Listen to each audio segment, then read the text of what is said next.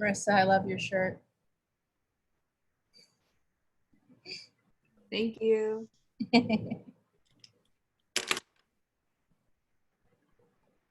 I saw a tribute concert for him, like, I don't know how long after he died, but it was, Really? yeah. So it was when Puff Daddy was Puff Daddy, but it was Puff Daddy and the Family, and it was like Usher, Puff Daddy. Yeah, it was good. That's awesome.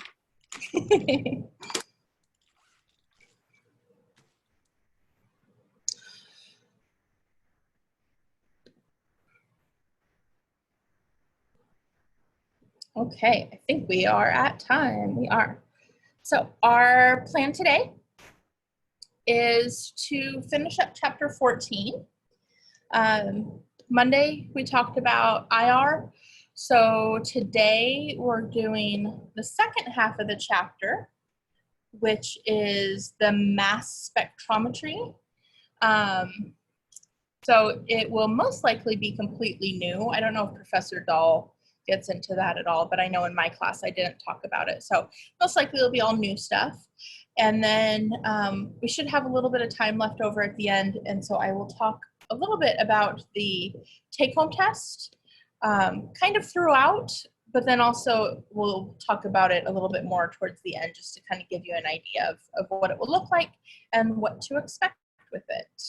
So let me pull up the PowerPoint slides here.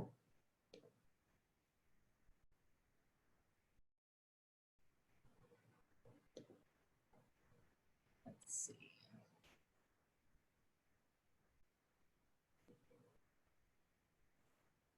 Let's do that and that. I can move my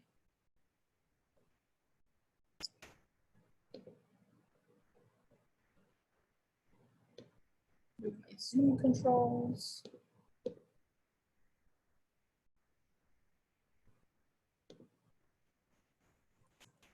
Okay, so we actually have one IR slide left. The IR slide that is left is looking at how to monitor a reaction using IR. And so we're looking at this reaction where an alcohol is being oxidized into a ketone. Oh, I have my my notes from earlier. Let's just erase them. Oh, damn it. I forgot that it does this weird thing. So, okay, we're just going to use my notes from last time. So our alcohol here, we know that it would have this big wide peak at about 3,200. And as this reaction progresses and it turns into the ketone, we would have a sharp peak at around 1,700 or so. The oxygen in brackets there is really just telling us that this is an oxidation reaction. So it's not giving us any actual reagents, it's just telling us what type of reaction it is. So the way we would monitor this is we would look at that reaction, we'd look at the IR for the starting material, and then periodically, meaning like every 5 minutes or so, we could take a small sample out of our reaction beaker, flask, whatever it's in, and run an IR of it. And then what you would see change is that big alcohol peak, it would get smaller and smaller, but that ketone peak would get bigger and bigger. And then hopefully at the end, you would only see the ketone peak and the alcohol peak would be completely gone, telling you that the alcohol completely reacted. So it's a nice way to monitor a reaction. We will talk about how to monitor a reaction with some of the other instruments, and then in the Beyond Lab software, the way that the reactions get monitored in that is using TLC, which might have got brought up in your A class, might not have, it just kind of depends. Let's see if I can clear this so I can rewrite all over it.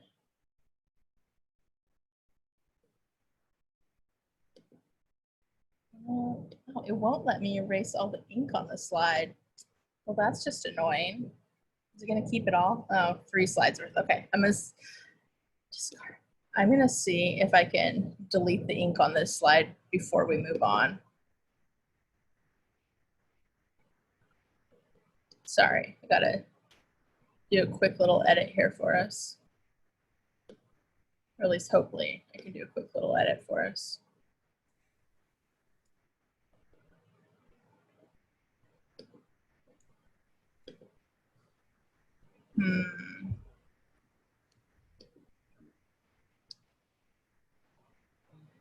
Maybe, Professor, like, I don't know if this would be easier or not, but at least for like the student, oh wait, never mind. Somehow I figured it out, but thank you wherever you were headed with that. I don't even know what that little function was, but I found something that worked. Okay. Yeah, normally when I close it out, I tell it not to save the ink because I know I'm going to use it again. Okay. So we are headed into our second instrument, and our second instrument is called mass spectrometry. And when we talked about these at the very beginning of chapter 14, I mentioned that there was 4 that we're going to discuss. And the purpose of this one is that it tells us molecular mass, and it can give us some information about the structure, but it's a little bit limited for what we talk about. There's actually a lot of information you can get from this instrument, but it definitely takes a lot more analysis and just a lot more that we will get into in this class. So the picture that's on here is definitely a cartoon version of what's actually happening. These are the steps over here, though, that are going to occur within the instrument. So the first step is that it's vaporized. So when we put the sample into the instrument right on the far left over here, we're putting it in as a liquid. And so that literally means we're like injecting it into the machine. Some machines have an auto sampler, so you put like a little vial in it and then the machine sucks it up with a needle. And then some machines, you actually go in with a needle and a syringe and inject it into the little port. The first step then is that we're going to vaporize it by heating up the liquid. It turns it into a gas. And then the second step is that it's going to get ionized. And it gets ionized because we're going to hit it with a whole bunch of electrons. So we're going to hit it with an electron beam. So if we have, and we're going to look at pentane on the next slide, so I'm going to use pentane as an example here. But if we have pentane and we're going to hit it with electrons, and it's technically called an electron bombardment, so we're bombing it with electrons. What happens is that one of the electrons in that structure gets knocked off. And so what we end up with is pentane that is a radical and a cation. And we write it that way because that radical could be on any atom. And one thing to keep in mind as we talk about this is we're obviously not injecting one molecule into the machine. We're injecting thousands and thousands of molecules into the machine. So the actual electron that gets knocked off is going to be different for different molecules. And so we write it that way kind of because it doesn't matter at this point, but then also to say that it could have come from anywhere. And then same thing with that positive charge. We're saying that the molecule itself shares that positive charge. So this entire piece is called the molecular ion, which is kind of an oxymoron for chemistry, because generally when we call something a molecule, that means that it's neutral, everything's put together. And when we say something's an ion, it has a charge. So it's a molecular ion because it has all of its atoms, it has all of its pieces, yet it still has that charge. All right, the second part, the third part, which kind of goes with the second part, is that it is fragmented. So when it gets hit with those electrons, it's again, not just one electron, it's multiple electrons. So what happens is it's unstable, the electrons hit it, and it's gonna break. And I'm just gonna say it breaks right here. And I'm saying it breaks right there because any of those bonds could break again. So we end up with two pieces. We end up with a propyl group and an ethyl group. One of those pieces is going to get the radical. The other piece is going to get that positive charge. So essentially what we're saying is whatever bond is breaking is only made up of one electron, because that's where the first electron got knocked off from. So that's going to be the bond that's now weak, unstable, easy to break. So when that bond breaks, that one electron is going to go onto one of those carbons, which means the other carbon is positively charged. So when we say it's fragmenting, we're going to get a radical and we're going to get a cation. So our next step is separation. So within this first little cylinder here, we have a positive charged plate and we have a negative charged plate. This is to push everything along. We know that positives and positives repel each other. So that positive plate is pushing all of those positive cations forward. And we know positive and negative attract. So those positive ions are going towards the negative plate. So it's just kind of accelerating it through the machine. As it goes through that first section and it hits right here, there's a vacuum pump, and that vacuum pump is going to suck up anything that's neutral or negative. So that radical, that neutral radical, is going to go right there.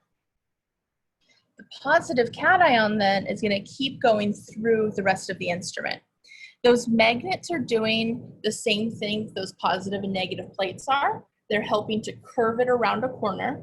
And the reason why we curve it around a corner is to separate the particles. So we have a red, a green, and a purple particle down there. The red particle weighs the least amount. And the purple particle would have the highest mass or the largest mass. And the reason why I can say this is because when they go around that corner, whatever weighs the least amount is going to make the sharpest turn. And then whatever weighs the most will make the widest turn. So this is something we know. If we think about this with vehicles, if you have a little car, it can turn around corners really sharp. But if you have a bigger truck or an SUV, it's going to have to take a little bit wider of a turn. And so this is the same thing with molecules. So they get separated by their mass. And then the last part here, this collector, when the ions hit that collector, they are their amounts, so how many of ions of that type are detected, and their masses are recorded, and we get this fancy little graph. And so the graph is called a spectrum. So really what we're looking at is we're putting a bunch of these molecules into a machine. We hit it with a bunch of electrons. It causes them to break apart. The ones that are positively charged go through the instrument. Now, not all of them are going to break apart. In the beginning there, we started with pentane that was positively charged. Some of those pentanes are going to make it all the way through the machine without breaking apart, and some of them are going to break up into different size fragments. So the graph we end up with looks like this. So we end up with a graph, and we have some of the peaks labeled. When we look at a mass spec, generally the peaks that are labeled are only the ones we care about.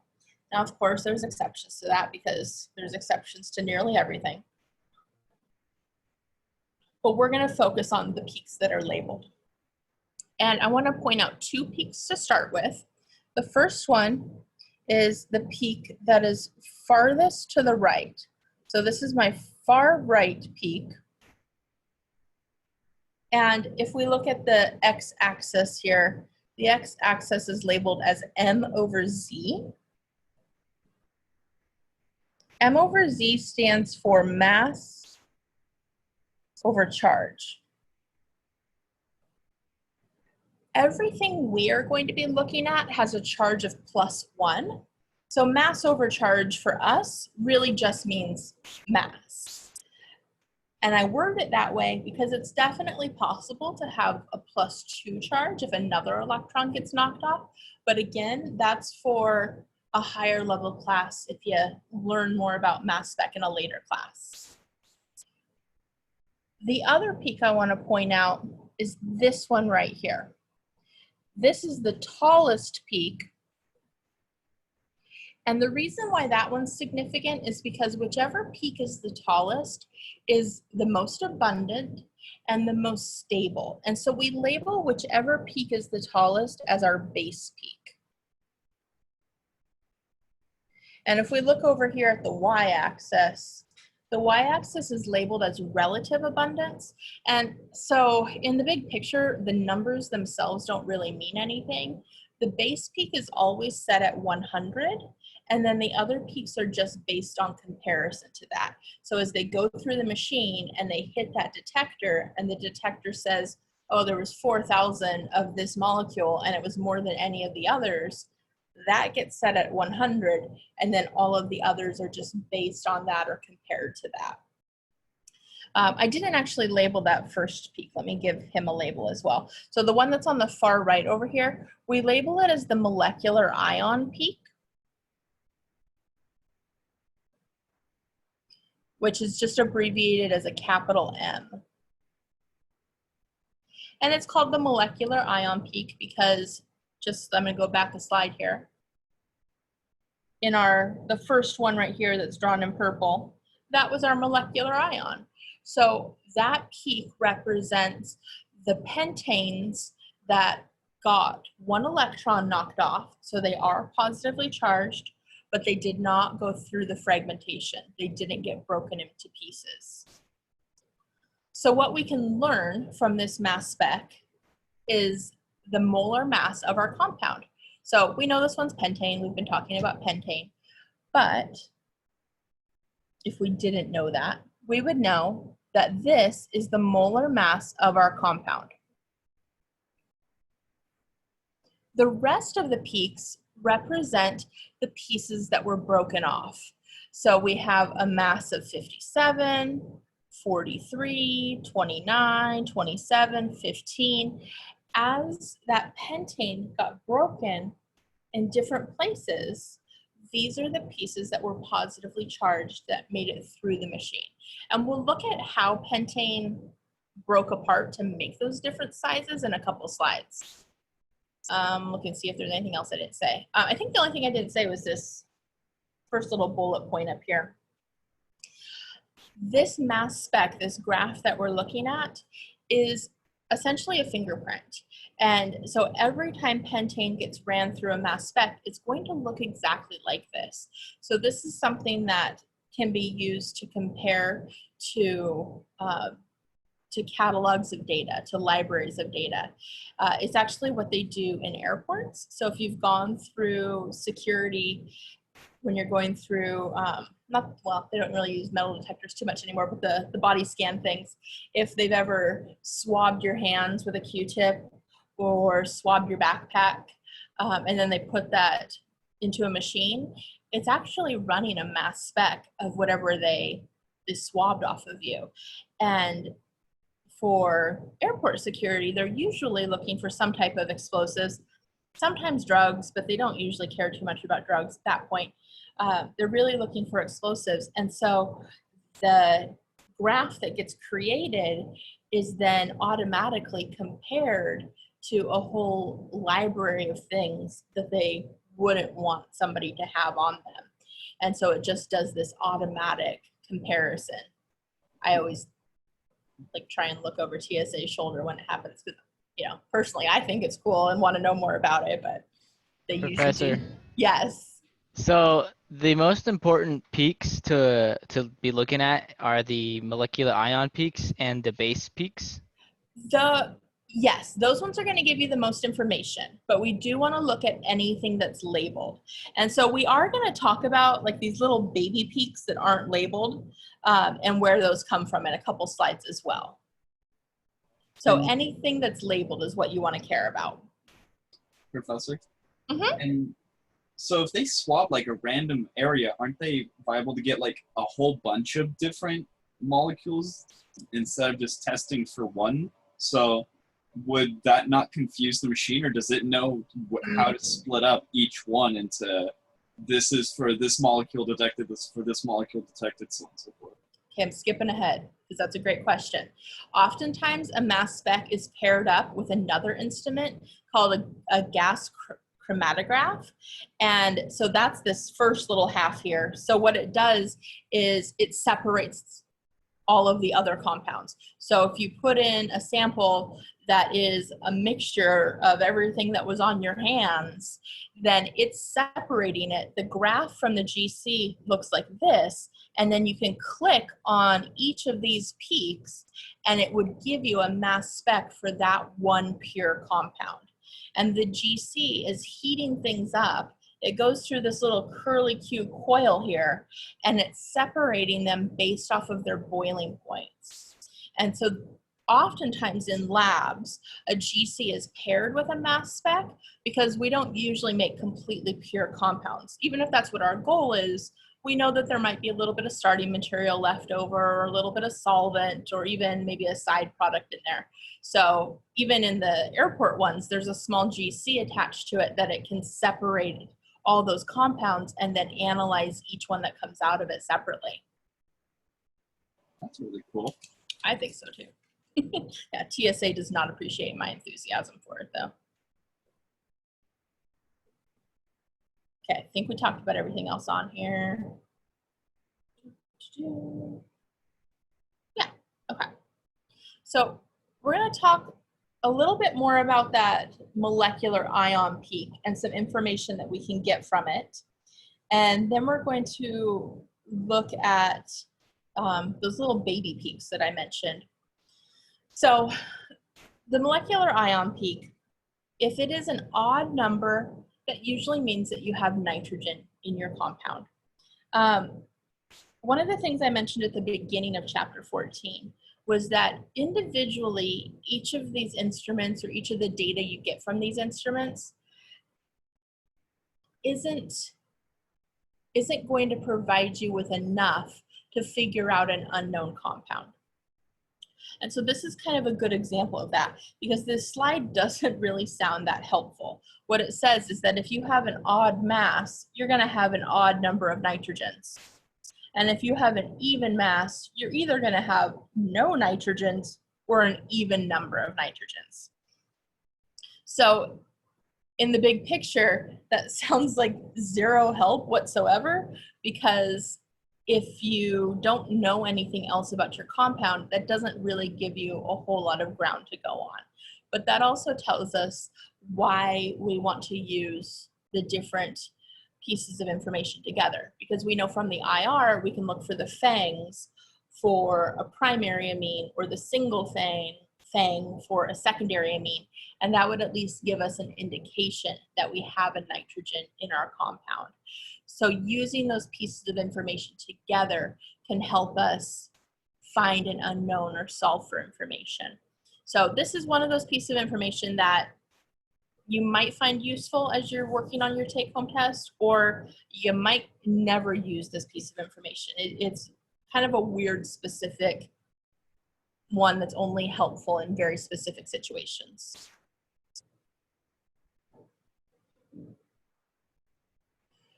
So moving from the molecular ion peak to now the M+1 peak. So this means that it's the molecular ion, but it weighs one more. So the mass spec is analyzing individual ions. And so that means that if we have a whole bunch of methanes, which is what we're looking at over here, here's our methane, our methane molecule. If we're looking at a whole bunch of methanes and we're analyzing them each individually, most of the carbons in that compound are going to weigh 12, have a mass number of 12, 6 protons, 6 neutrons. But we know, going back to general chemistry, that isotopes exist. And isotopes are when we have different numbers of neutrons, which is going to cause a molecule to weigh a little bit different. And for carbon, the next most common isotope is carbon-13. So that means that it's going to weigh one more than a methane made from carbon-12. And this peak right here weighs 16, because that's our carbon that weighs 12 and our 4 hydrogens. This little baby peak right here is going to weigh 17, because that's our carbon-13 plus our 4 hydrogens. And so it's labeled as M+1 because the majority of the molecules, the M, the molecular ion, is made from carbon-12, and then a very small amount is going to have that different isotope. And when I say very small amount, for carbon, that means 1% of them. So that baby peak is literally 1% of the height of the other peak. So when we go back to this and we see those tiny little peaks next to a lot of the other peaks, that's because some of the carbons were carbon-13s. And so our mass spec is sensitive enough to pick them up, but there's not very many of them, so it just makes a tiny little peak. So this is the way it is for carbon. Carbon doesn't have any other isotopes in nature, and that one extra isotope, that carbon-13, is a very small percentage. For other atoms, the percentages are even less. So hydrogen, nitrogen, oxygen, it's really sulfur you can kind of ignore. We don't deal with sulfur enough to even care about it. But for the atoms that we're dealing with the majority of the time, carbon, hydrogen, nitrogen, and oxygen, their M+1 is a small enough percentage that it's not going to make a difference at all.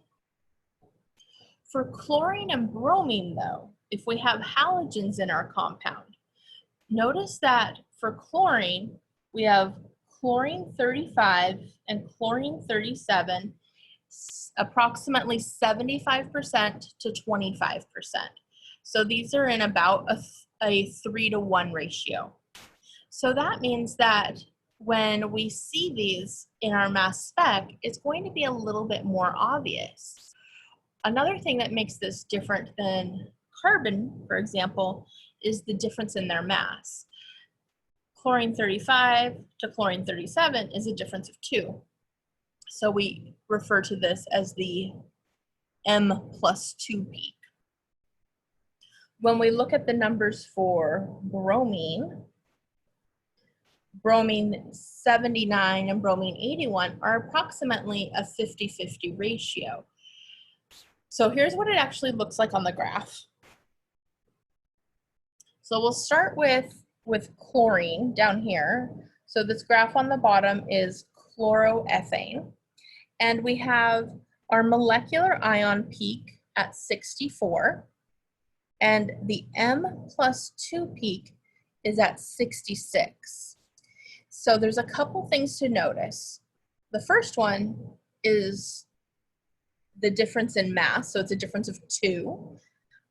And then the second thing is their size difference. So it's about a 1-to-3 ratio. So the M+2 peak is about 1/3 of the height of that first one. When we see this in a mass spec, it should give us a little red flag to say that it's a chlorine. There's a chlorine in our compound. And so this is a good way to be able to pick out a chlorine and see that it exists in our structure. For the other graph, we have bromoethane, and we have a peak at 108, and we have a peak at 110. So again, the difference is 2. We have M and M+2, but this time their peak heights are approximately the same. The way that I was taught to remember these is that with bromine, you think about it as your pointer finger and your middle finger, so they're about the same height. And with chlorine, it's your pointer finger and your thumb, because your thumb's about 1/3 of the height of your pointer finger. But that's your way to help remember, or just kind of to think about what you're looking at. And I know that you haven't seen a lot of these graphs, but this isn't common. So when we see those 2 peaks close together with just a difference of 2, it actually does stand out because it's not a common thing to see. Generally, when we have that molecular ion peak, it's all by itself, or we just have that one little baby peak next to it from the carbon-13, but we don't have these 2 peaks close together like this. So long story short, what we're looking for when we look at our graphs is we're looking for either one of these patterns to tell us that we have chlorine or bromine. Professor, I have a question. Yeah. How do we know, like on the chloroethane graph, how do we know to ignore all the other bars and that they aren't important?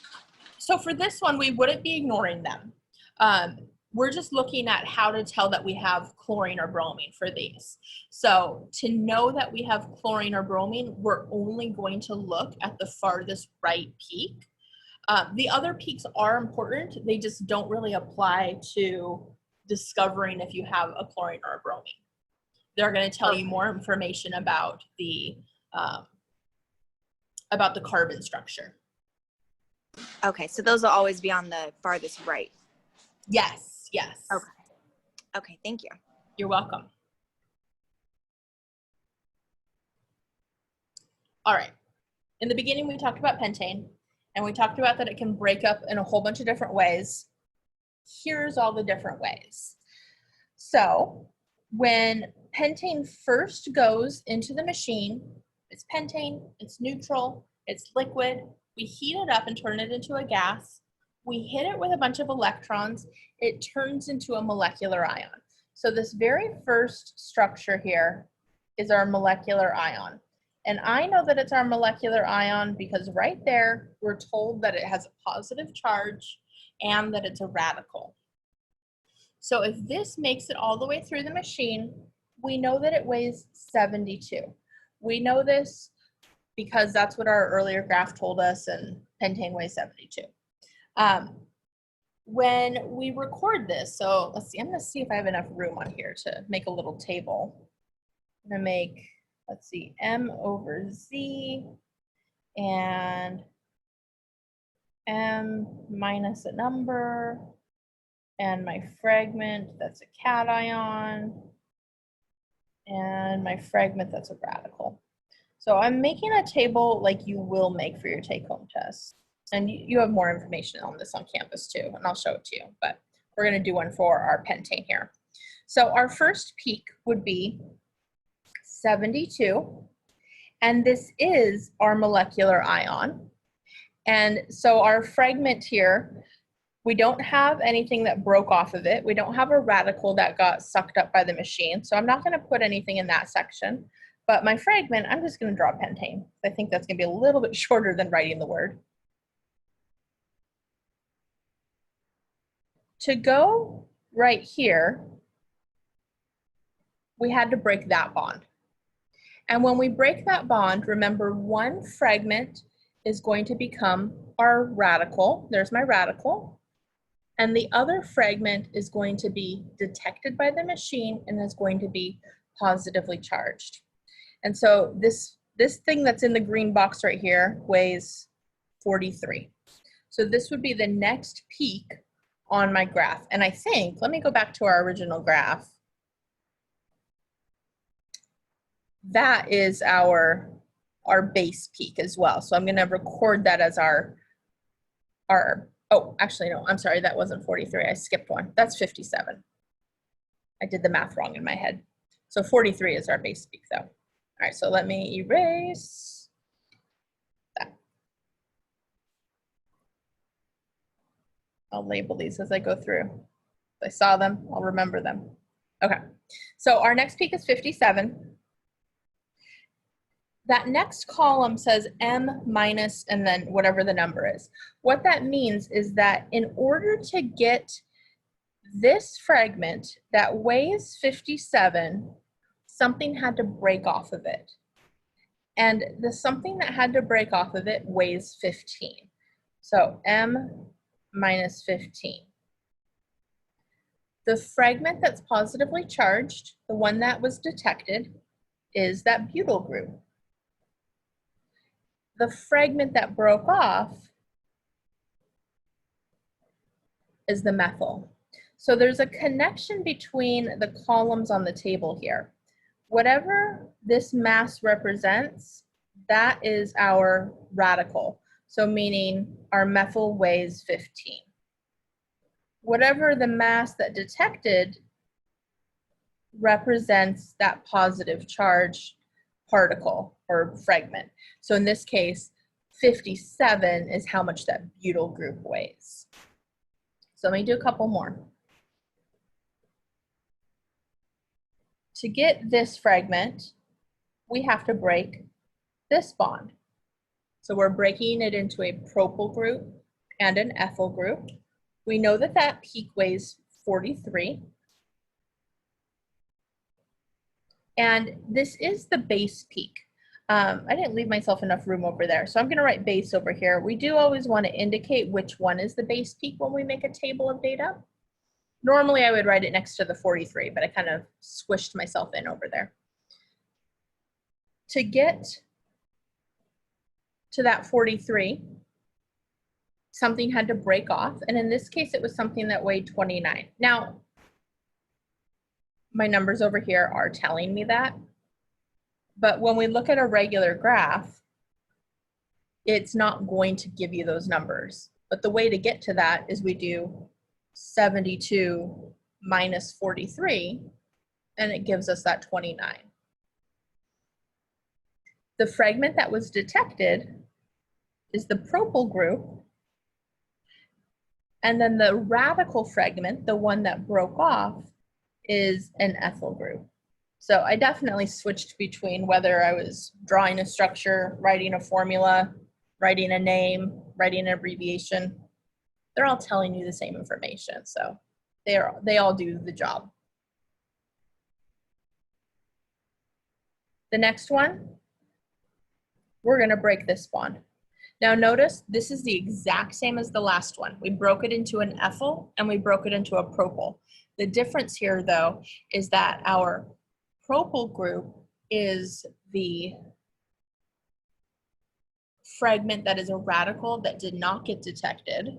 And our ethyl is that positively charged cation that did get detected.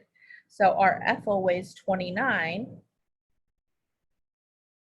and our propyl weighs 43 that got sucked up into the machine.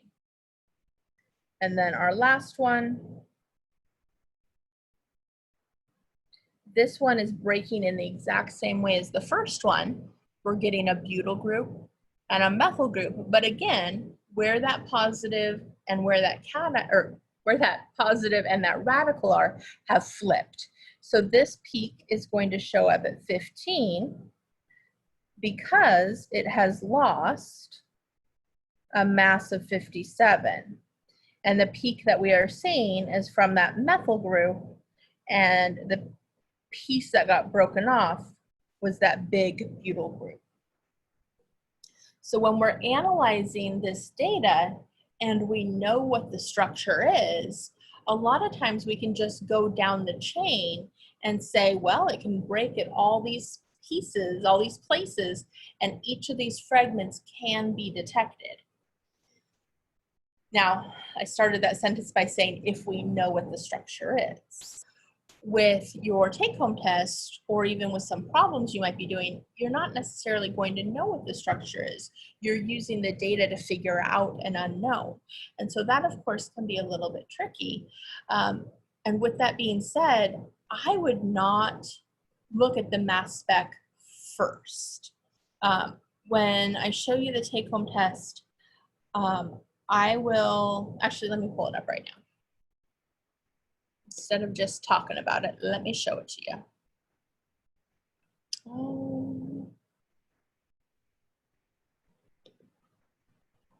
Nope, that is not it. Here it is. Well, it's Chrome, but it's on here. Is that here? No, no. Oh, there it is. Okay. There it is. There we go. Okay, so this is what your take-home test is going to look like. There are 100 possible unknowns, and each person is going to get 4 of them. So this is unknown 38. So nobody has 38. I saved 2 of them so I could use them for examples in class. So nobody's getting an advantage right now. But at the top, it tells you what unknown number it is. It's going to give you some information about its physical properties. And that information might come in handy, it might not, it just kind of depends. So this one tells us that it's a low melting solid, it gives us its melting point. It tells us that it's slightly soluble in water. And then it gives us some information about NMR, which we'll learn next week. And then it gives us an elemental analysis. We'll talk about what to do with those numbers in a few minutes. Then for the data, we're given a mass spec, we're given an IR, we're given a hydrogen NMR, and we're given carbon NMR data. If I were doing this, the first thing I would do is use the elemental analysis data to figure out a chemical formula. And so we'll do that once we finish our slides here in a little bit. You've done it before, but it's probably been a while, so I'll remind you how to do that. But the first graph I would actually look at is the NMR. So we have hydrogen NMR and carbon NMR. And I would use that data to figure out my carbon skeleton structure. I think for organic chemistry, it's the most powerful tool, and I think it's going to get you the most information. So that would be my starting point. Then I would move to the IR. The IR is going to give you information about functional groups. So for the most part, this means heteroatoms. So remember, heteroatoms means different than carbon. So oxygens and nitrogens for the most part.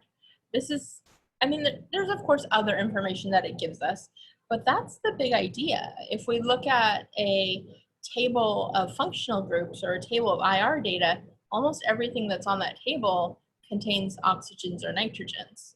The exception to that are pi bonds, so double bonds and triple bonds. But most of the data we get from this is about heteroatoms. So we can figure out functional groups. So we kind of have two puzzle pieces then. We have a basic skeletal structure. We have some functional group puzzle pieces. And then the last thing I would actually look at is the mass spec.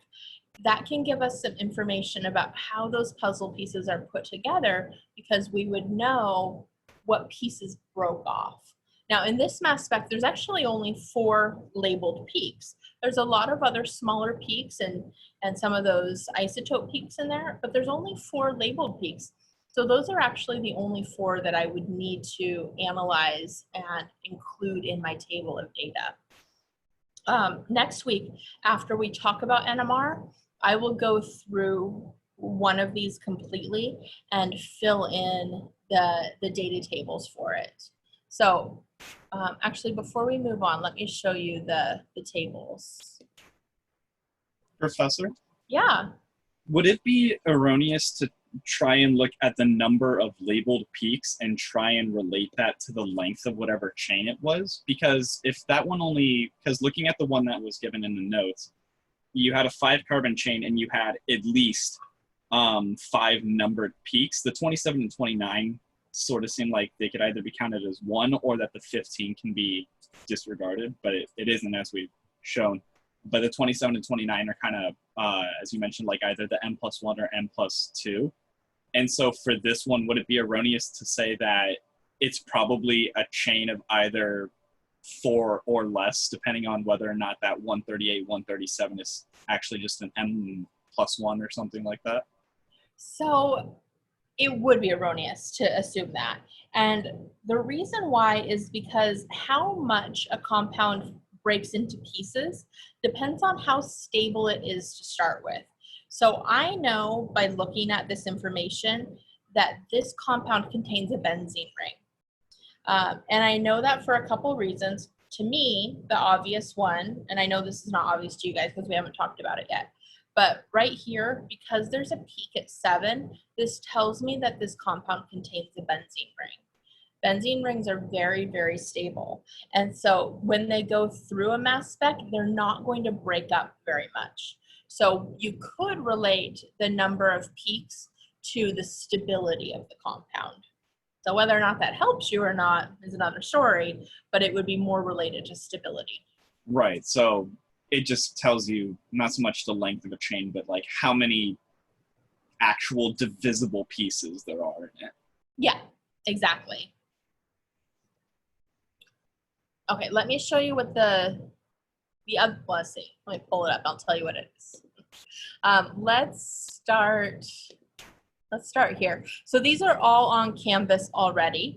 If you go to the test 1 page, there's all of these PDFs are on there. So this is the instructions. So it's really telling you how to fill out the next page I'm going to show you. So there is a blank one. Oh, I know, the blank with the Word document, so you guys can fill it in easier. That's right.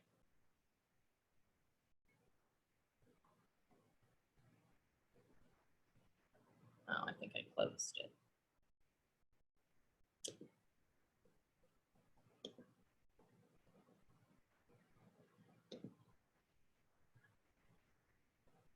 There it is. Okay, so this is on Canvas.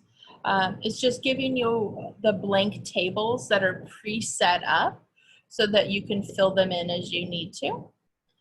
And as I said, I will go through and fill one of these in next week after we've talked about the carbon and hydrogen NMR data. I have these all set. I was going to say to a certain number of rows, but there's definitely not a pattern here. They're kind of random. If you need an extra row in Word, when you're on that last box, if you just hit the tab button, it adds an extra row. So you can easily add rows. Don't worry about deleting them if there's too many. Extra blank rows is completely okay. But this is giving you a good starting point for how to organize your data. I have this one on Canvas, it's labeled as example test page. So it is tables filled out for a compound.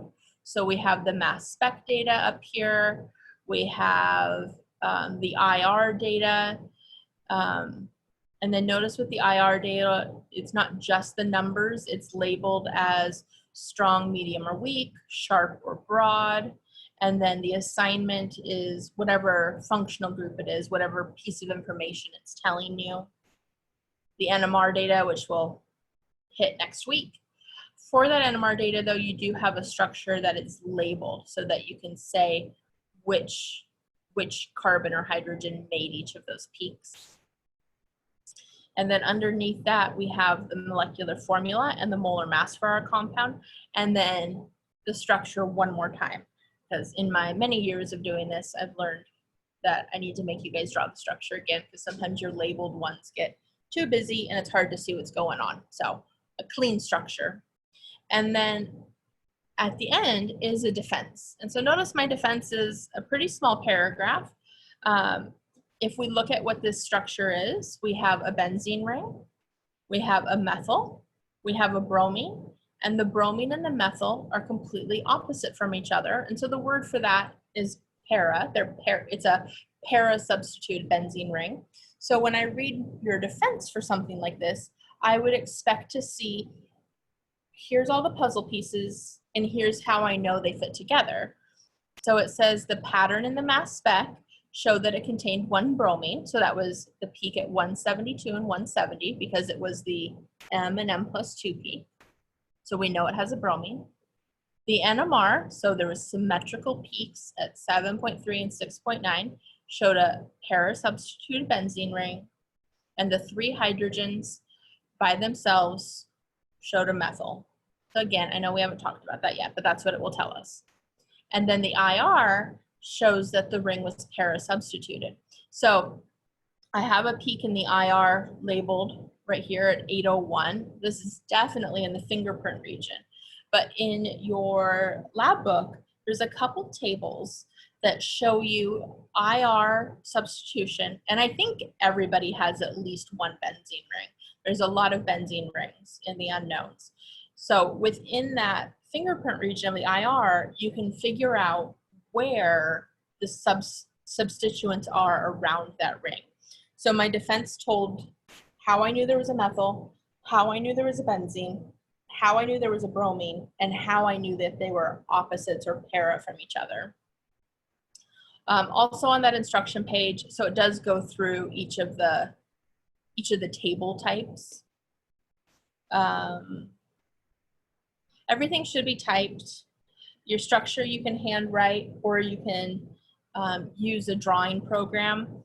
The drawing program that I use is called ChemSketch. It's free to download. It works pretty well. I use it for our tests and any questions I add in for the experiments. Or if you know what the structure is, like this one was para-bromotoluene, I know its name. You could Google it and find a picture for it. At the end here, though, I do have some links. So some analysis videos for IR and NMR, and then some NMR websites. So these just seemed like good resources I wanted to share. And then some specific pages in your lab book that will be good resources for this as well too. I feel like there's something else in my head I was gonna say out loud. What was it? Professor, is this document on Canvas already? Yes, it is. So let me show you where it's at on Canvas. I'll get to it. Well, let me show you one more thing and I'll show you where to find it. Let's see. Now, if I think of what I was going to say, I will tell you, but right now it's not coming to me. The last document that's on Canvas is my rubric. So I try to be as transparent as possible, especially with grading, because it's your grade. And this is how I'm going to grade it. So it's a test. It's worth 100 points. Each compound is worth 25 points. And then this is where those points are coming from. So specifically what I'm going to look for in each table type. So even if you get your unknown wrong, but you go through each of the graphs and make a table with all of the data, you're still going to get a good a good percentage of those points. So again, this is all on Canvas. Let me pull up Canvas and I will show you where to find it. Just so you know, I gotta pull up Canvas first though without my screen being shared because I just wanna make sure that it doesn't pull up the gradebook or anything. Professor? Yeah.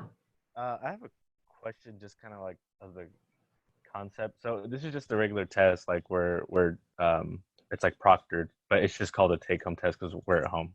No, so that's a good question. So I called it a take-home test because it is, if we were in a normal situation, I would be giving this to you as a take-home test and you'd have a couple weeks to complete it. And so essentially that's what's happening here. It is, let's see, I have my schedule pulled up on my laptop. I'm gonna email these to everybody tomorrow. And I wanted to make sure my roster was finalized before I started emailing them out. And they are due September 14th, which is the Monday of week 4. So when I email them out to you, you will have 2.5 weeks to complete them. The rest of, oh, go ahead. Oh, sorry. I was just gonna say, so are all of them like this, or is it No, this one? just this one. Okay. Yeah, it takes a while to analyze the graphs, so I don't normally do this one as like an in-class test. I want it to be something that you're spending time on and thinking about and looking at, and definitely working together. There will be some overlap in unknowns, but for the most part, you're going to have all unique unknowns. There's, between my 2 classes, there are, I think, 48 students, and there's 100 unknowns. So you will be overlapping with somebody, either in your class or the other section. But yeah, work together and talk about it with each other. But let me show you where to find all those documents. So if you go to the test module and test number 1, the blank test page, so these are just the blank tables, the instructions, the example page that I already have filled out, and then that grading rubric. So they're all on there. And they are, these 3 are all PDFs, and then that test page is a Word document. And if you need it saved in another form, let me know. I thought that the Word might be the easiest way to get it to you though.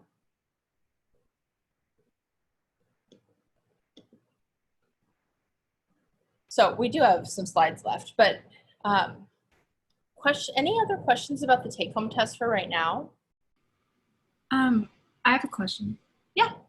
If we have 2 weeks to do it, is there going to be like are there going to be parts of the test that we won't know how to do while we have it? Yes. So next week, we're going to talk about NMR. So you won't necessarily know how to do that part of the test until the end of next week. Okay. You can definitely start on it though. And I'm going to show you what to do with that elemental analysis data after we're done with our PowerPoint slides. I'll remind you what to do with that because you know it from Gen Chem. It's just back there somewhere. Okay, cool. Thank you. Uh-huh. Okay, so let's go back to our slides. Go right here. Oh, I gotta hit the share button because that's not gonna help us if just I'm looking at it.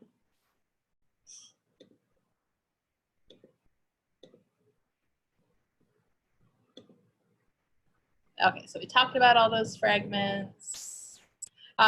We looked at the graph for pentane before, but here's another one just so I could reference it. So I think we've moved past that though. We're gonna talk about some weird stuff.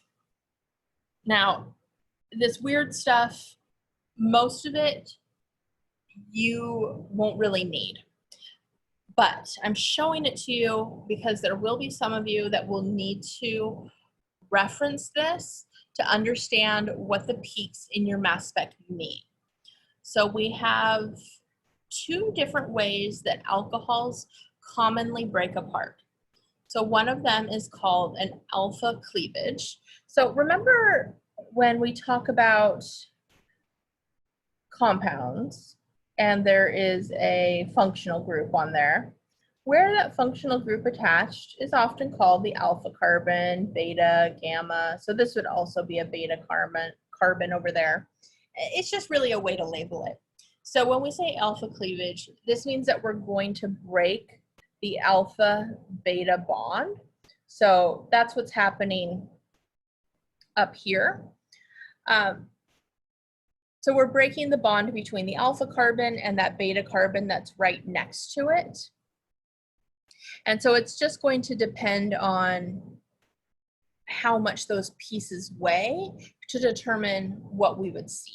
So this is the piece that's getting detected. This is going to show up in our graph. That's the one that gets sucked up into the machine. We wouldn't actually see it, but that's the one that's getting removed. The one on here that will probably show up much more often is the dehydration. So dehydration is actually exactly what it sounds like. It means that your molecule is losing water. So in this molecular ion, we have an alcohol, and here is a hydrogen on the next door neighbor carbon. So we would refer to that as a beta hydrogen because it's attached to the beta carbon. Those two come together to make water, and it breaks off of the molecule. And what we have left is going to weigh 18 less than the original molecular ion because water weighs 18. So this one has a nice set number. So that means if we're looking at the peaks and we see that it weighs 18 less than what we started with, we know that it lost water, and we know that it's a good indication that it contains an OH group. Amines also do that alpha cleavage. So very similar to the first one, we're just breaking that alpha beta bond. And then the last one is the weird one for sure. In the last one, it's called a McLafferty rearrangement. So you can see the mechanism there. It's kind of crazy. You're never going to have to redraw that by any means. But also notice that all the arrows are the fishhook style arrows. They're showing one electron moving at a time. What's getting detected is this portion right here. So this is going to happen with carbonyls. And that is worded very generally because that could mean aldehyde, ketone, carboxylic acid, ester, the whole list. And we're breaking that bond between the alpha and the beta carbons. The beta and the gamma carbons are creating that double bond. And so that beta and gamma carbons and whatever's attached to them is going to get sucked up into the machine. It's actually going to be neutral. And so that's getting removed, and then the alpha carbon and the rest of the molecule are what get detected. So again, this is a very specific way that the molecule can kind of rearrange. One thing to notice that there is this little hydrogen transfer happening here. So we look at pentane as an example because it's really nice and clean. We chop that molecule up at each of those bonds. But it's not always what happens. It's not always that neat and clean. And sometimes the mass of what we're looking at might be one less than what we would expect. And that is because those hydrogens can go through a shift or a rotation within the molecule. So it doesn't really mean that you're wrong if you have a mass that's one off. It just means that there was some type of rearrangement that occurred. Hydrogen is the only thing that weighs one. So by having a mass off by one, it really just means that you were off by one hydrogen because of some type of rearrangement. We talked about oh, well, I guess we haven't talked about this part yet. Okay, so some mass specs are very high resolution, which really just means that they're very, very sensitive. So if you think about the difference between like the scales that we use in the classroom, they go out to 4 decimal places. And then if you have a scale in your kitchen or like it's weigh out food, or a scale in your bathroom, they might go up to like 1 decimal place. So there's a big difference in precision between those two scales. The same is true with different mass spec instruments. And when those pieces hit the detector, some instruments can read out to multiple decimal places. And when we have a mass of an individual isotope, it's coming from one of these high resolution instruments. So these masses that are in this column here are coming from a very precise instrument. And then when we're able to average those together to get the numbers that are on the periodic table, again, that's coming from one of these high resolution spectrometers. And if you remember way back when to first semester general chemistry, and you talked about isotopes and you talked about atomic mass and taking those numbers and calculating isotope mass or atomic masses, and you were given percentages and you were given masses, all of that data came from a high resolution mass spectrometer. So a lot of times we round those numbers or abbreviate those numbers, but the full 4 decimal place high precision numbers came from mass specs originally. I think we talked about everything on here already when we talked about TSA. Yeah, I think so. Okay. So the last slide, and this is going to get into what we're going to talk about with the take-home test as well, is looking at what's called a hydrogen deficiency index. So it is also abbreviated as HDI. And what this number is going to tell us is how many degrees of unsaturation our compound has. So the equation is down there at the bottom. 2 times the number of carbons plus 2 plus the number of nitrogens minus the number of hydrogens minus the number of halogens, all divided by 2. Notice oxygens aren't in this formula at all. That's not a typo. They're not needed. Sorry, I'm grabbing something to write with. Forgive me, Professor, wasn't this used for something else that I thought had to do with IR tables too? Maybe. I mean, so I remember seeing this last semester. I'm just trying to place where. So we might have talked about it towards the beginning. Well, really, this can be used at any point. But what it's telling us is how many pi bonds or how many rings are within a structure. So if we were just given this formula, C5H12, and you were told, draw 4 isomers that have the formula C5H12, one good starting point is to figure out our degrees of unsaturation. So if we did this for this formula, we would have 2 times the number of carbons, which is 5, plus 2, there's no nitrogens, minus the hydrogens, and there's no halogens, divided by 2. So 2 times 5 is 10, plus 2 is 12, 12 minus 12 is 0, so we get 0. So that tells us when we have 0 that it is a saturated molecule. And so that means that there are no pi bonds and there's no rings. So if we were to draw a bunch of isomers of C5H12, that means we could draw just a chain. We could draw a chain of 4 with 1 methyl group. We would know that we couldn't use any pi bonds or rings. So if we look at that same formula for C5H10, 2 times 5 plus 2 minus 10 over 2. So 2 times 5 plus 2 is 12. So 12 minus 10, 2 over 2, we get 1. And when we get a number, that's telling us how many degrees of unsaturation. And 1 degree of unsaturation can either be a pi bond or a ring.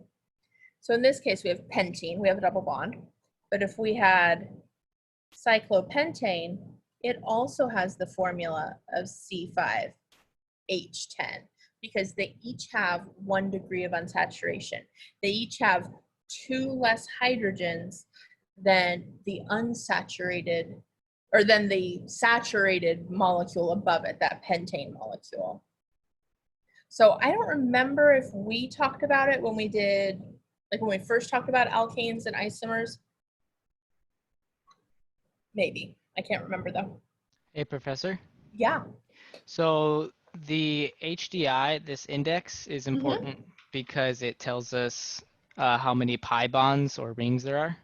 Yes, so it gives you a really good starting point for how you're going to draw your unknown structure. So I'm going to go back to that unknown we were looking at on the take-home test example, and I'm going to show you how I would use it for that one. Any other questions though about this formula? Because I'm going to take down the PowerPoints here in a second.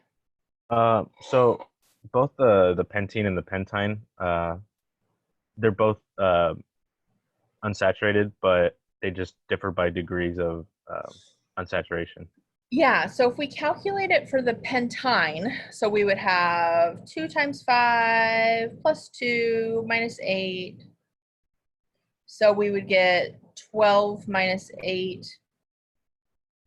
So 4 over 2, so we get 2. Remember that a pi or a triple bond is made up of 2 pi bonds. And so that's where the 2 degrees of unsaturation come in. And so we could also say that cyclopentene would also be C5H8 and have 2 degrees of unsaturation, 1 for the ring and 1 for the pi bond. Or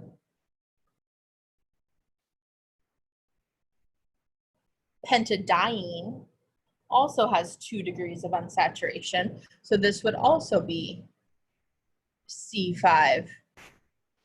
They would have, all 3 of those are isomers of each other. They all have the same formula and they have the same degrees of unsaturation.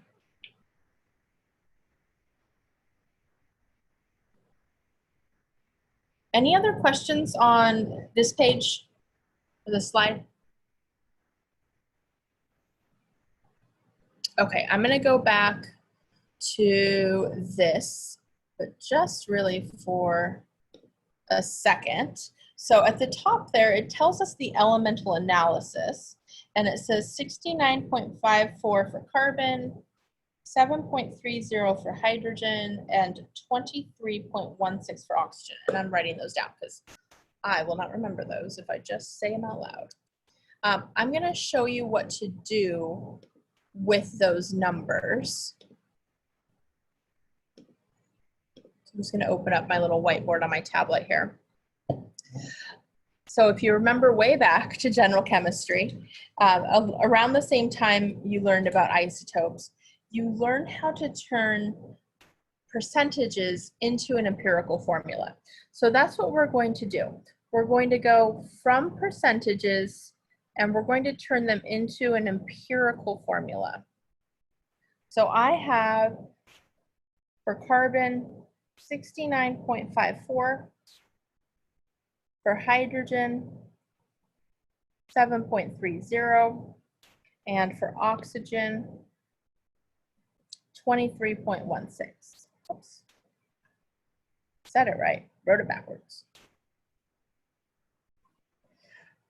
So the first step is to turn the percentages into grams, and literally this just means that we're writing them. And actually, let me make this a little more official. Let me put percentages here. It literally just means we're writing them as grams instead. And the reason why we can do this is we are saying if we have 100 grams of this compound, then 23.16 of those grams are from the oxygen, and 7.30 of those grams are from the hydrogen. Next step is to take the grams and turn them into moles. And so this is math you know how to do. It's probably been a while, but we're going to divide by all of their molar masses.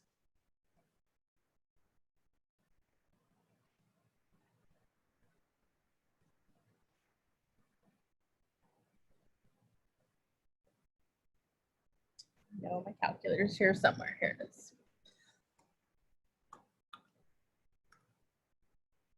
So it was asked when you get the take-home test if there's going to be things you don't know how to do yet, and my answer was yes. But this is what you can do. You can go through each of them and figure out their chemical formulas, figure out their degrees of unsaturation, and it will get you a really good starting point for the rest of the information.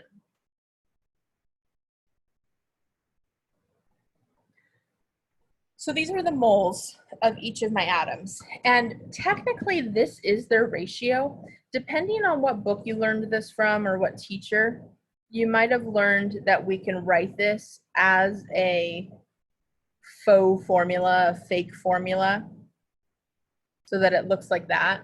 But we know that that looks weird and wrong. And the reason why it looks weird and wrong is because they aren't whole numbers. So the next thing we want to do is we want to get them into whole numbers. And the way that we do that is we divide each of them by whichever one is the smallest. So I'm going to divide each of them by 1.45. So hopefully by now this is starting to look familiar. And if not, that's okay. I'm teaching you how to do it anyways. So I know obviously the oxygen is 1.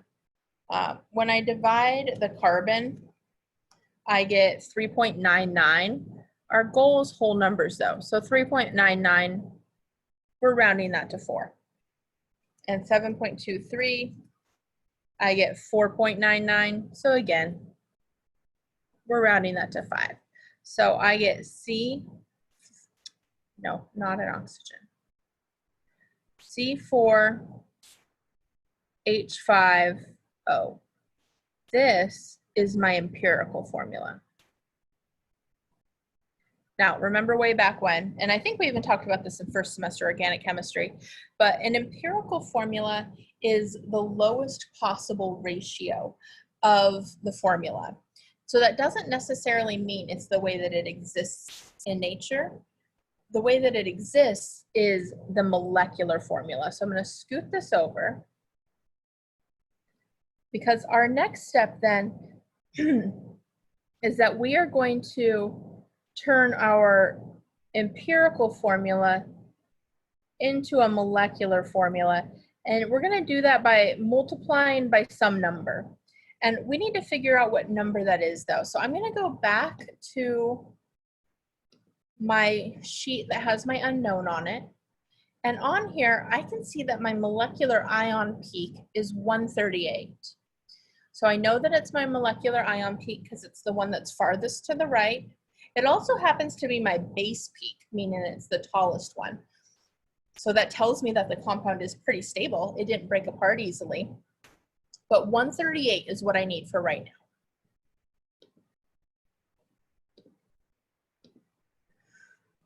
So I know that my molecular formula's molar mass is 138. I'm going to divide that by the empirical formula's molar mass. So that's this guy. So 4 carbons, so 4 times 12 plus 5 plus 16, except for I did minus, I get 69. So when I divide those two, I get a 2.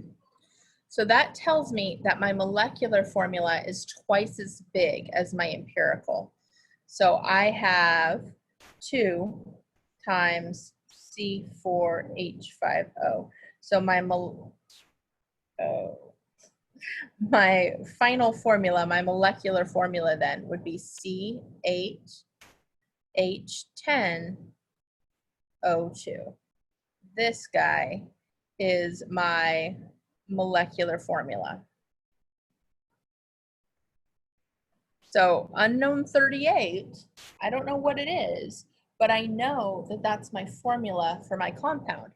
Now, after you figure out your molecular formula, you want to figure out your degrees of unsaturation.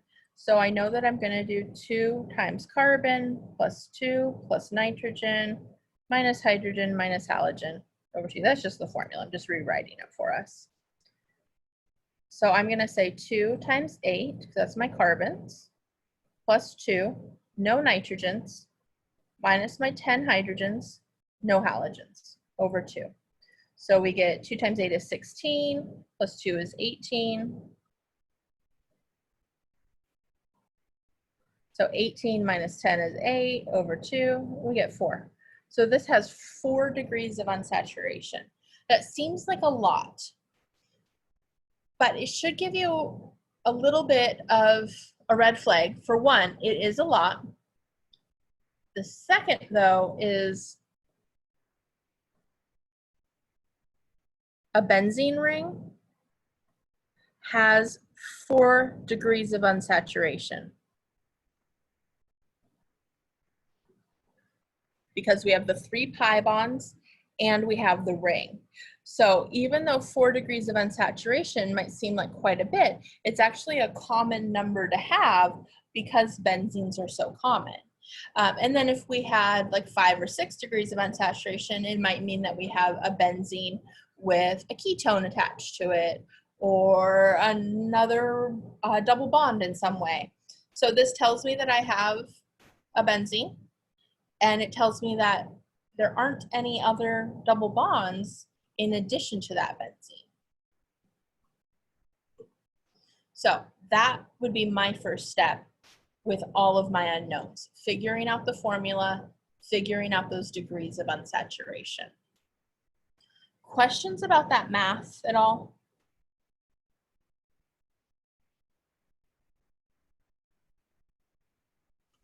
I have a quick question about just the difference. So this spectrometry helps with like identifying the structure, and then the old one, like the IR, that's good for the functional groups, right? Yeah, IR is great for functional groups. The mass spec is going to help you get to that molar mass and a little bit about the structure. When we do NMR next week, that's going to be where we really get into the carbon structure. Thank you. You're welcome.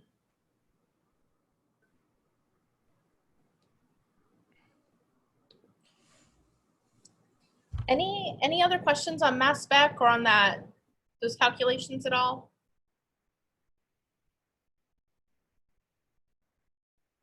Okay, and Nate, did you want to share SI stuff?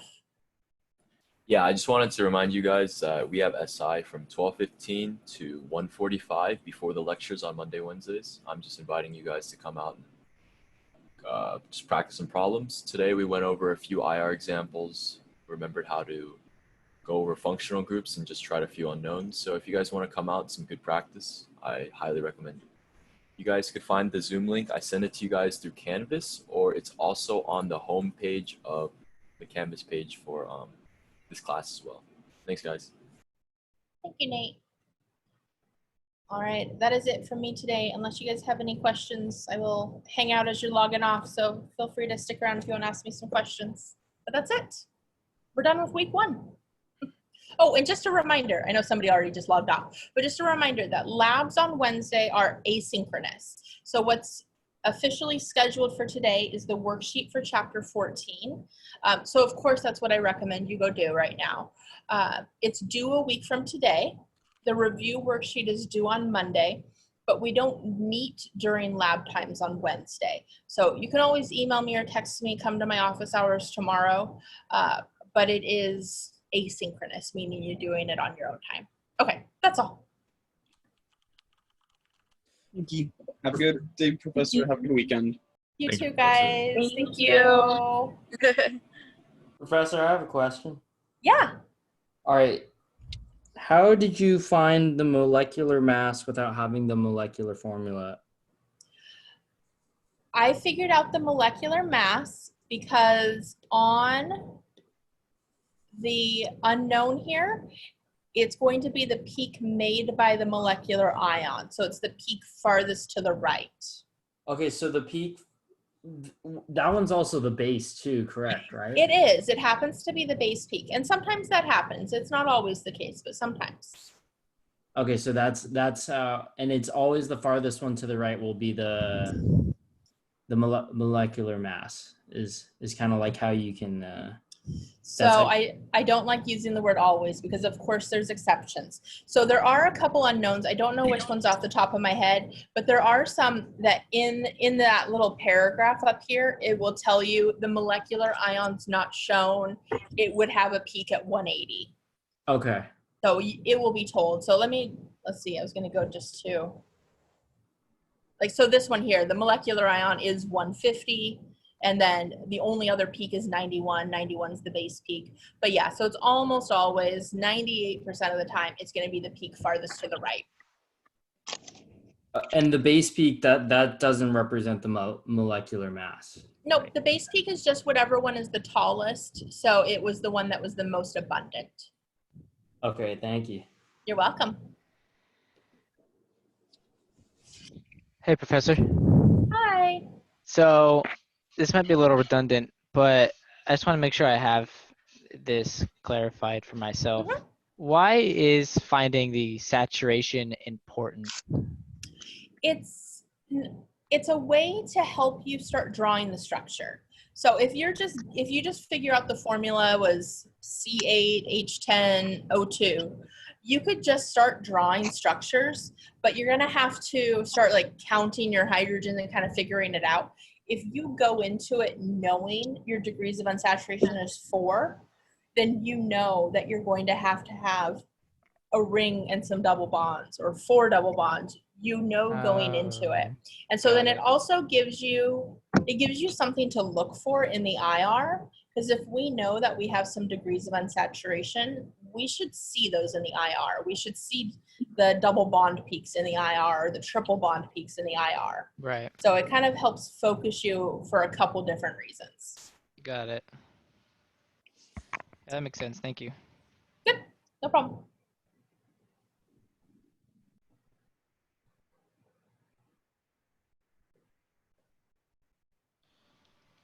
Professor, Yeah. I'm so just to like so I know that this is why it is, but the 4 degree of unsaturation, is that because the ring counts as 1 and then the 3 double bonds count as 3? Yes, exactly. Yeah, so it's really common to see either 4 or even just higher numbers because benzene is so common. Okay, thank you. You're welcome. Professor, Yeah. you know how you said that you were gonna upload the lectures for Zoom? Uh-huh. Where could we find those? Let me show you.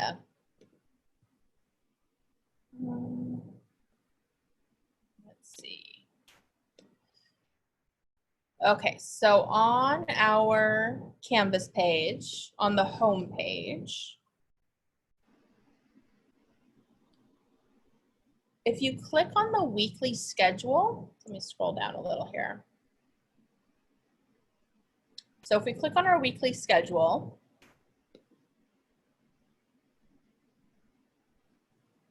right here it says lecture, class introduction, blah, blah, blah.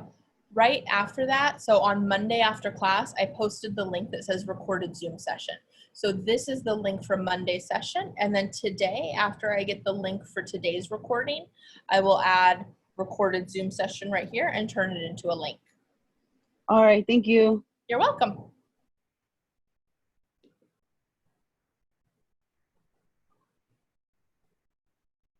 Any other questions from the last of you that are left?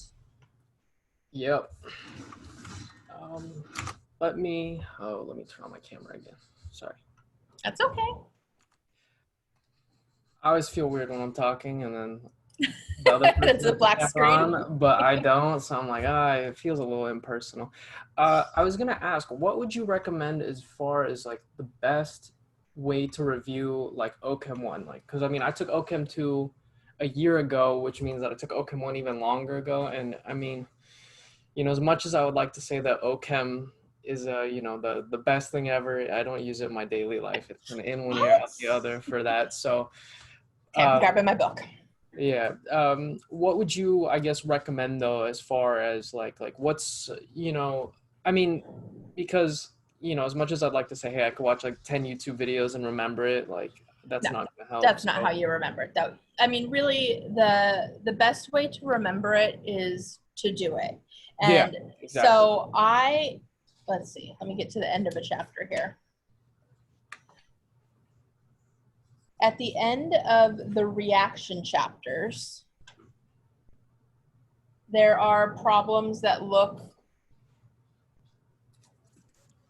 like this one down here. Yeah, Where- where it shows all of them, and then you have to see the Mhm. reagents to get to that product. That's how you're gonna memorize the reagents. Okay. And then did you make a reaction notebook when you did it before? No. So For that would open be, one? yeah. No, no one didn't have us do anything like that. So I never require it, but I definitely recommend it. And that could be a good way too. So what I recommend for that is, like, at the top, you kind of just put like the general reaction. Yeah. And then underneath it, you put anything about like stereoselectivity or regioselectivity, and then you can put the mechanism underneath that. And so that would literally force you to go back and look at every single reaction that we did. And Mhm. by writing them out instead of just like reading them or watching them in a video, you're going to put them a little bit deeper into your brain. Yeah. Because I mean, I was definitely planning on doing like flashcards, but I think an actual notebook would be a good idea too. 'Cause Yeah. it's easy to misplace flashcards. And Yeah, well, and the notebook's nice too because you can keep adding to it, and then Yeah. if you're like whatever grad school or wherever you're headed next, it can be something that you hold on to. I had a couple former students studying for the MCAT that they just took a couple weeks ago, and they were using their old reaction notebook to study for it. yeah. And then, I mean, it is a little early to ask this, but do you know what the final is going to be like this time around versus like, because like when we took it, that was when there was the whole ACS fiasco. That's right. So That's the right. last minute, the final changed. I mean, Yeah, and I don't know, like we can't actually use ACS in this format. They won't let us because because for me to give you a test, I have to give you like a PDF of the test so you can download it. So right now I don't know. I'll probably talk to I think Nala taught it in the spring just to kind of get an idea of what she did, but it's probably going to be something I write. Okay, yeah. Just because I mean, if it is gonna be something kind of like the one that we took last fall, with all the OChem 1 reactions, I definitely need to start studying now rather than. So the final for this class does always include OChem 1. Yeah, is it gonna be generally? Is it kind of like a 50-50 split, or is it just kind of a I wouldn't say that much. I'd say maybe more like 70-30, 60-40, more second semester. Yeah. Yeah, because the last time we took it, it was honestly, it felt very OChem 1 heavy the last time around. Yeah. Which, I mean, I'm not saying I would have done spectacularly either way, but when I saw that, oh my gosh, that's when I knew it was just downhill. So, yeah, I mean, I'm just trying to be proactive this time around. Good. I like to hear Sorry that. about this. So you would just recommend literally just draw it out. Just draw out all of those things. Oh, God, that sounds so awful, but I know I have to do it.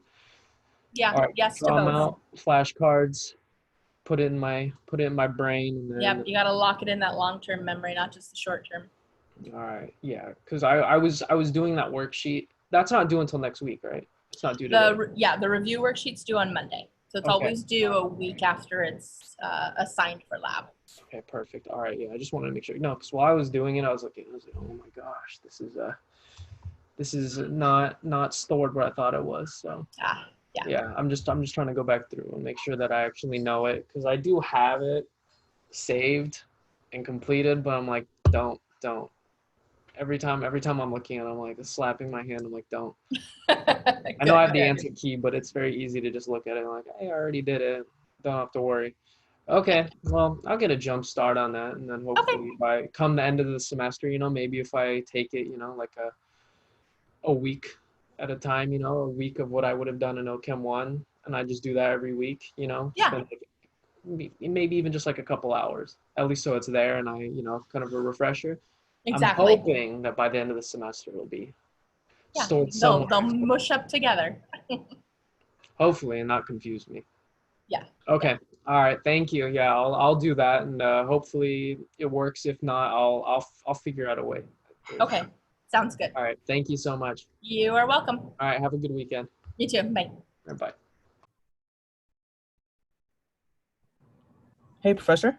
Hey. So I think I managed to add the class without like the